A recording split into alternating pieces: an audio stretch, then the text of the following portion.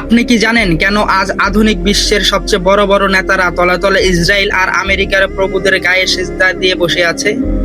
আমরা মুখে বড় বড় কথা বলি, কিন্তু বাস্তবতা হলো আজ যখন ইরানকে মানচিত্র থেকে মুছে ফেলার নীল নকশা চলছে, তখন আমাদের পাশের মুসলিম দেশগুলো কেন তেলের পাইপলাইন আর ডলারের হিসাবে ব্যস্ত?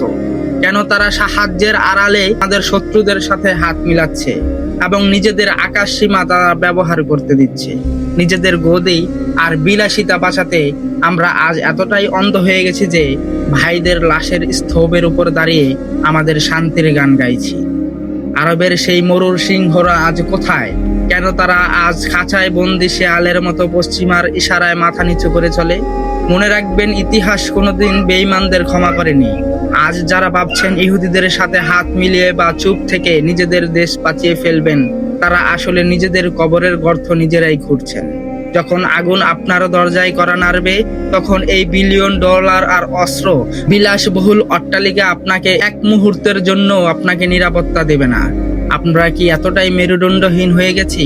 আমাদের চোখের সামনে একটা জাতি পিষে ফেলা হচ্ছে, আর আমরা শুধু লাইক আর শেয়ার করে দায়িত্ব শেষ করে দিচ্ছি।